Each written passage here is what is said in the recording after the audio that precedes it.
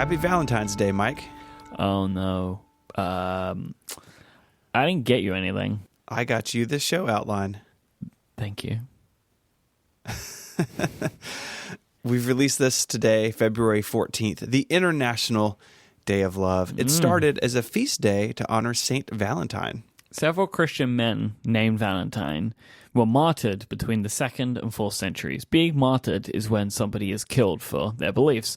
Valentine, or Valentine, of Rome was a priest who was martyred in 269 AD and was added to the calendar of saints by Pope Gelasius in 496 AD, well after a Roman bishop by the same name was killed in 273. The moral of the story is don't name your kid Valentine if you want them to live. Because they will have wild beliefs that people will kill you for, it turns out. A third martyr named Valentine was killed in Africa for his beliefs, but not much is known past that. These three men are honored as saints by several Christian denominations, although the Roman Catholic calendar of saints no longer notes the holiday. Oof. They've been demoted. Oh dear. Over time, a number of legends have sprung up around St. Valentine, mostly based on the man killed in 496 AD. It is said he was questioned by the Roman Emperor Claudius II in person and failed to convert the leader.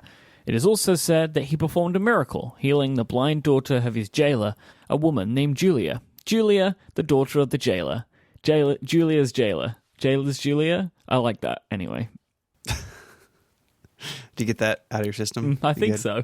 It's said that this woman planted an almond tree near his grave and that he was honored by many Christian soldiers for whom Valentine had performed secret weddings. The second part of that probably isn't super historically accurate, but the legend goes on to state that he cut hearts out of parchment to give to these soldiers to remind them of their vows and of God's love. I don't believe any of that.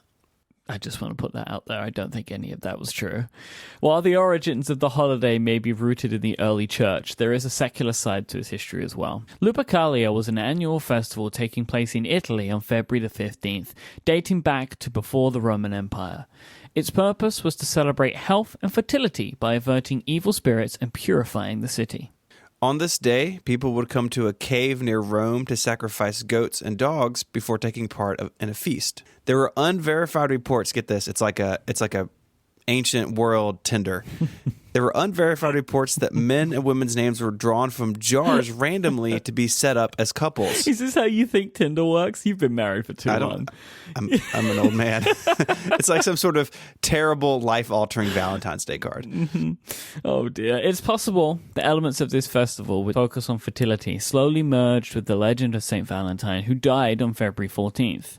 Things get blurry with time. And overlapped, it turns out. There's a lot of weird history going on here. Okay, let's take a break and then jump to the Middle Ages. Make your next move with Squarespace. Squarespace is sponsoring this week's episode. And do you know what? I love Squarespace. Right? So I think today is the time to tell them. Squarespace lets you easily create a website for your next idea. They have unique domain names that are available to you, award-winning templates that you can take advantage of, and so much more. Whether you want to create a store, blog, site for your business, or just about any website at all, including a wedding website, it is the time of love after all, Squarespace has all of the tools that you need. There's nothing to install, no patches to worry about, no upgrades needed. They're an all-in-one platform with 24/7 support and a free trial for you. Just go to squarespace.com, try it out, and when you sign up for a plan, use the code UNGENIUS for 10% off. The plans start at just $12 a month, but you get that 10% off when you use the code UNGENIUS at checkout. Squarespace. Make your next move, make your next website. All right. We're now in the Middle Ages, if you're keeping up. Mm-hmm. Geoffrey Chaucer, perhaps the greatest English poet in the Middle Ages, has a lot to do with our understanding of the day.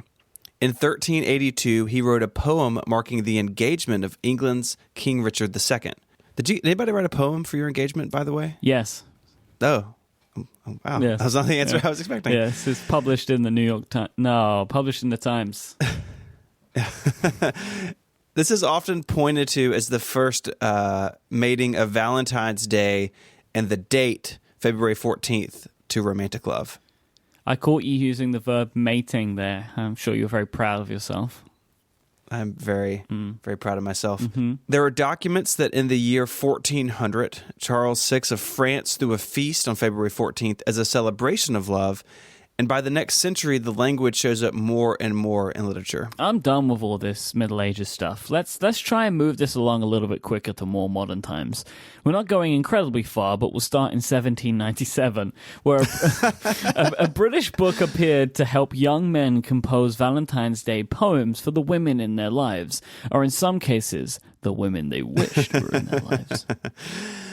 By the 19th century, paper valentines were so exceedingly common in England, they were being printed en masse and sold. So no more handcrafted artisanal valentines.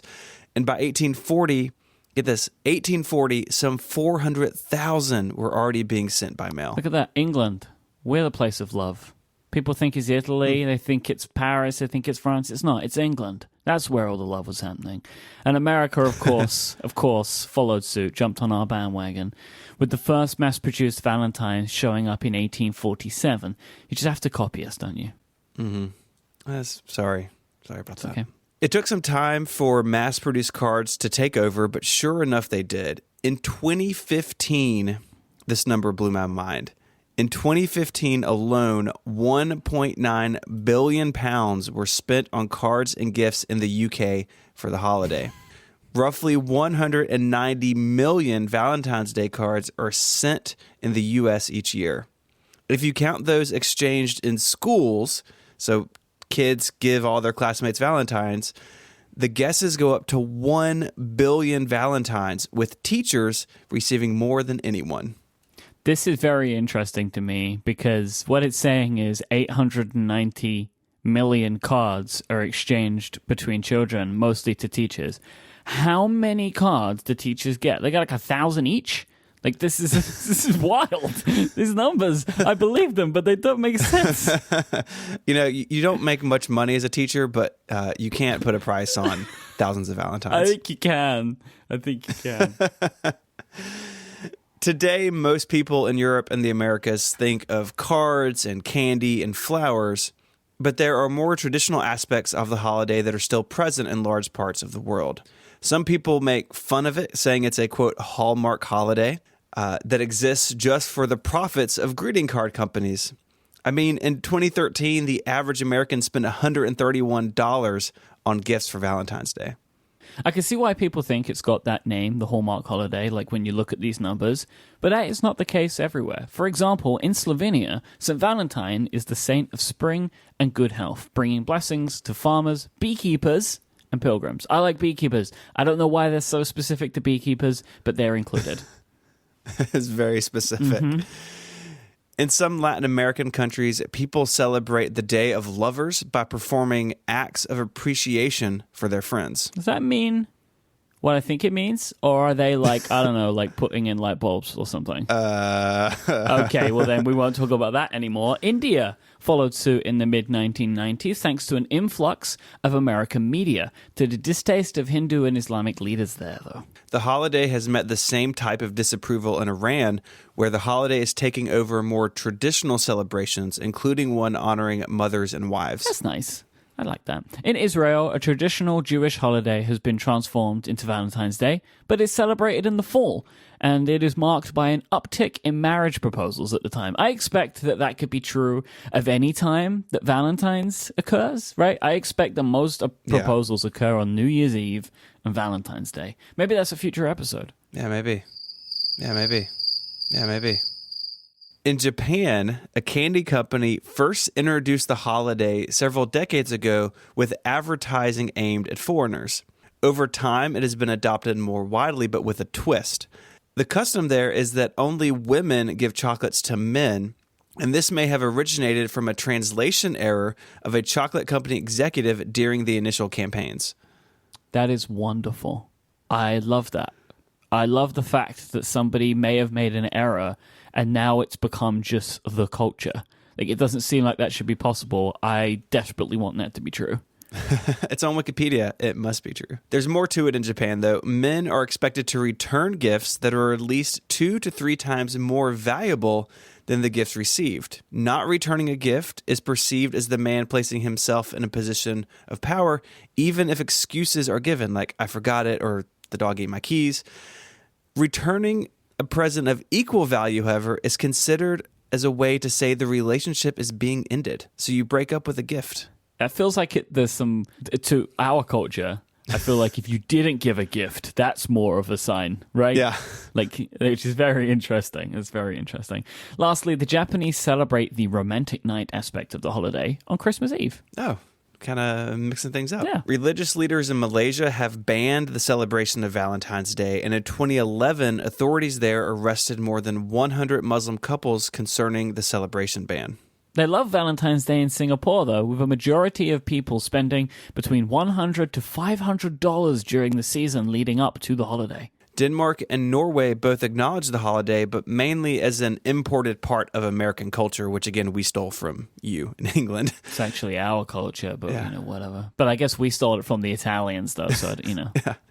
You got rid of the goat sacrifice, though. That's true. The flower industry there, they spend large amounts of money and effort advertising the day in hopes of seeing it grow. Valentine's Day, it's about love, politics, history, and the economy. If you want to learn more, there's some links in the show notes. You can find those in your podcast app of choice or on our website, relay.fm/ungenius/45. You can get in touch with us there. You can send us submissions for topics. It's always fun to read through stuff, and most of our episodes come from topics suggested by you, the listeners. And you can learn more about the show. You can become a member and support the show directly there as well. Until then, you can find us on Twitter. The show is at Ungeniused. You can find Myke as IMYKE, and I'm on Twitter as ISMH. Myke, until our next evening of the lovers, say goodbye. Julia Jayla, goodbye. Adios.